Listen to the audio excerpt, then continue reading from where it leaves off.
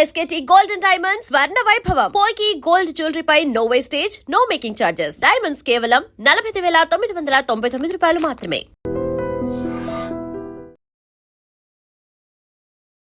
మన దేశ జెన్జీ, మన దేశ యువత అనుకున్నది సాధించారు. ఏదైనా పట్టు బిగిస్తే దాన్ని సాధించే వరకు వదిలిపెట్టరు అనటానికి ఈయన రాజీనామాని నిదర్శనం.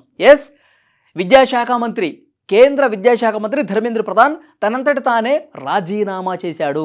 రాజీనామా చేయాల్సినటువంటి పరిస్థితి వచ్చింది.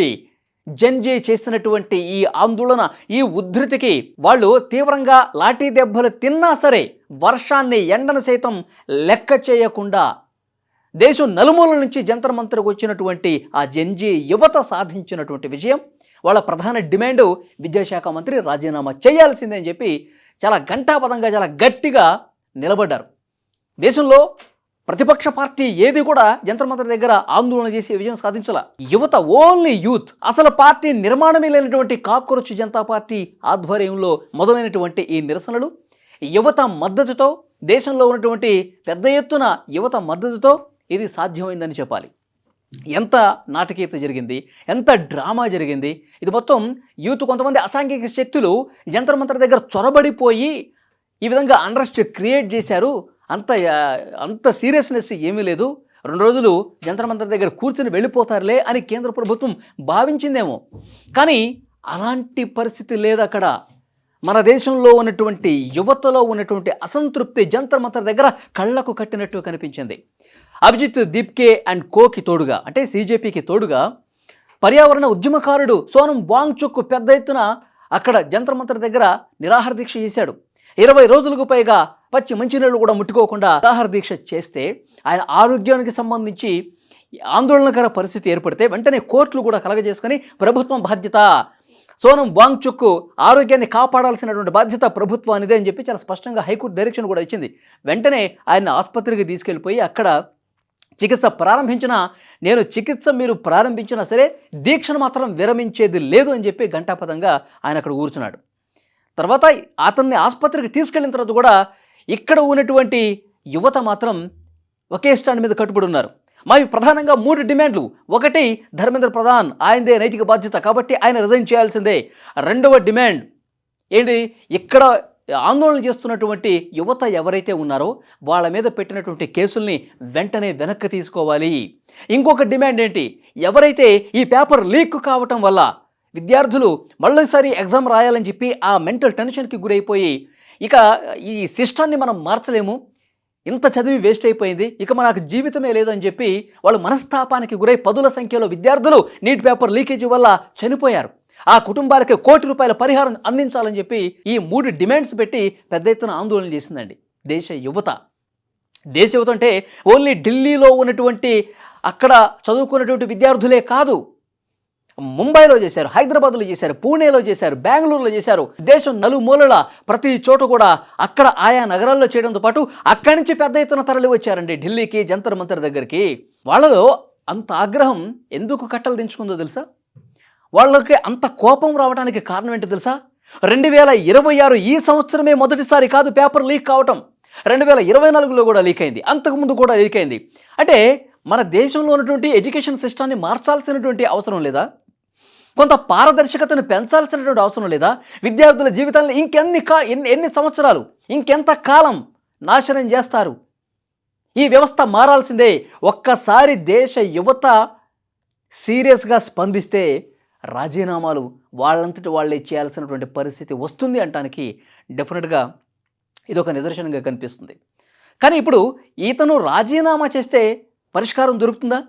సో చాలామంది మేధావులు కూడా ప్రధానంగా క్వశ్చన్ చేసేది, ఎస్, నైతిక బాధ్యత వహించాలి, ఇతను రాజీనామా చేస్తే కేంద్ర ప్రభుత్వంలో, కేంద్ర ప్రభుత్వ పెద్దల్లో, కేంద్ర మంత్రుల్లో డెఫినెట్గా ఒక బాధ్యత, ఒక భయం అనేది క్రియేట్ అవుతుంది. సో డెఫినెట్గా యువత సాధించినటువంటి విజయమే. కానీ అసలు పరిష్కారం ఏంటి? పేపర్లు లీక్ కాకుండా ఉండాలంటే అసలు ఏం చేయాలి? ఎలాంటి బాధ్యతలు కలిగి ఉండాలి? ఎలాంటి పర్యవేక్షణ ఉండాలి? అసలు ఈ పేపర్ లీకేజ్కు సంబంధించి కింద ఉన్నటువంటి రూట్ కాజెస్ ఏంటి? క్షేత్రస్థాయిలో ఉన్నటువంటి ఆ పరిణామాలు ఏంటి? పేపర్లు అసలు ఎందుకు లీక్ అవుతున్నాయి? ఎక్కడ నిర్లిప్తత ఉంది? ఎక్కడ నిర్లక్ష్యం ఉంది? దీన్ని కదా అడ్రస్ చేయాల్సినటువంటి అవసరం ఉంది. సో డెఫినెట్గా ఇవాళ ఒక కేంద్ర మంత్రి రాజీనామా చేశాడు, అతని ప్లేస్లో ఇంకొక వ్యక్తి వస్తాడు, అతని తర్వాత ఇంకో ప్రభుత్వం మారుతుంది అనుకోండి, మనుషులు మారుతారు, ప్రభుత్వాలు మారుతారు, కానీ సిస్టమ్ మాత్రం ఇలాగే ఉంటే ఎంత ఉద్యమం చేసినా ఏం సాధించినా ఏంటి ఉపయోగం? కాబట్టి డెఫినెట్గా సిస్టంలో మార్పు రావాలి. సిస్టంలో మార్పు రావాలంటే పాలకుల్లో నిజాయితీ అనేది ఉండాల్సినటువంటి అవసరం ఉంది. సో డెఫినెట్గా కాబట్టి వరుసగా పేపర్లు లీకు అంటే ఈ కార్పొరేట్ విద్యా సంస్థలు ఒక మాఫియాగా ఏర్పడి కోట్ల రూపాయలు వెదజల్లి పేపర్లు లీకేజీలు చేసి తమ స్టూడెంట్స్ మాత్రమే గొప్ప విజయాలు సాధిస్తున్నారు, దేశంలో నెంబర్ 1 ర్యాంకులు సాధిస్తున్నారని చూపించుకోవటం కోసం ఒక మాఫియా పనిచేస్తున్నది మాత్రం వాస్తవం.